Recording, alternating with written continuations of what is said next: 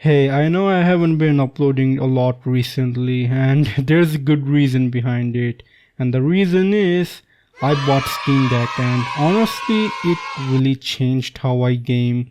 I was thinking about doing a full on Steam Deck review, but that can wait. For now, I wanted to talk about High on Life. A game I wanted to play for ages but never found the time on PC because now I can do several bursts of 1 hour gaming throughout the day, and it really helped me clear the backlog of gaming that I had piled up. The reason why I couldn't go through my backlog is because on PC you've got to fire everything up and sit down and just really commit to your session. That's fine when you've got time, but honestly I don't always have time. The Steam Deck gives you that freedom to do short bursts, lunch break, between work, whatever you're doing, and the convenience actually changed the way I finish games. So yeah, I was having a really difficult time finishing games on PC because I just honestly didn't really have that much time. But I finally played High on Life on my Steam Deck and well, let's talk about how it is finally.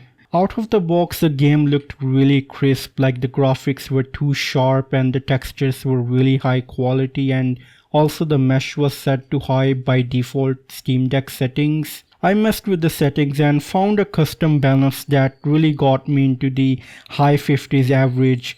I'll put the exact settings on screen for anyone who wants to use them.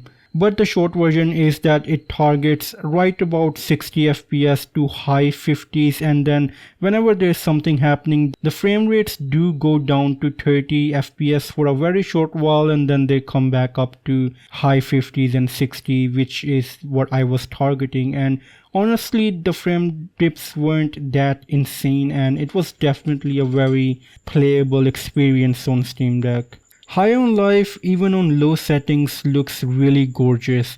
The world really pops, and honestly, if I were to play this thing on my desktop, yeah, it would probably look even better. But the deck delivered an experience that I still enjoyed very much. And I think I've changed as a gamer. I now prefer smooth performance and solid gameplay over pretty looking graphics, so I guess this is really good for me because now I can just experience games for the gameplay loop and not get so obsessed over the graphics.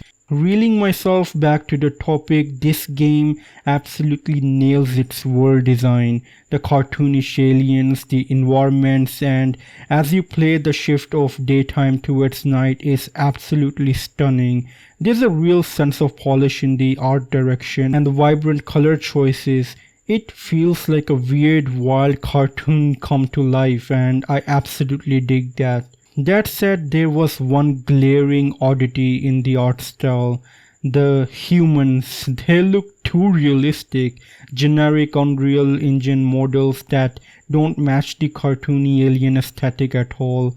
When everything else is stylized and absurd and hysterical, humans feel very jarring in the mix. It's a mismatch that makes some scenes really awkward. I would have preferred if they kept the human designs cartoonish like they did with the rest of the world, and the aliens, that would have been really cool, but the realistic humans, that, yeah, that's really jarring. But luckily you don't really see humans a lot because, well, this game is first person, so you don't see yourself, and the only other humans that you see more often is your sister Lizzie, and the rest of the humans you don't really encounter them all that much, so it's really not that big of a deal, but just an odd choice to say the least. Now, as for the humor and writing of this game, if you like Rick and Morty style gross out absurd humor, High on Life will land with you.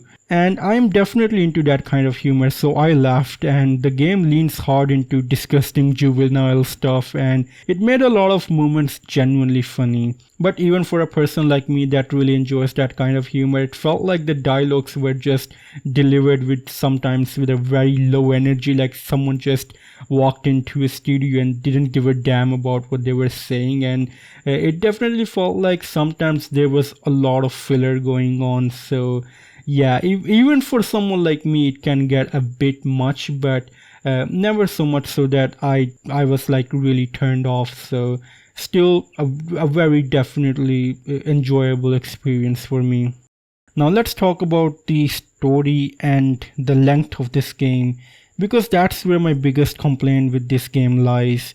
I played most of the main part and didn't really hunt down every side quest or backtracked extensively, and the campaign wrapped up quicker than I expected in about 13 hours.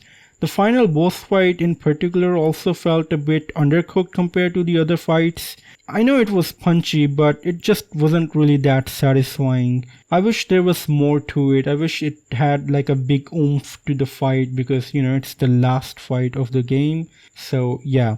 And I think part of the reason for that might be the scale of the studio. I think this is a small team's first big push, and people are calling it a AA game rather than a AAA experience, and for good reason too.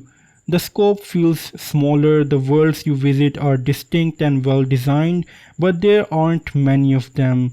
From my playthrough, there are basically three main areas: a cyberpunkish level that has a neat vibe, and then it also has slums, and then a blue-grassed alien world that felt like a total palette swap from the first world you visit, and then there's also this desert planet that is again, visual contrast with the rest of the game. I liked the variety, but I just wanted more of it, more planets and more vistas, more time in each place. One thing the game gets absolutely right is the weapons design. Every gun is a character with unique flavor and mechanics. They're bizarre, imaginative, and really fun to use. My personal favorite has to be Creature. It's a gun that literally gives birth to tiny children that fight for you before expiring, to say the least. It's weird and hilarious and hugely satisfying against huge hordes of enemies.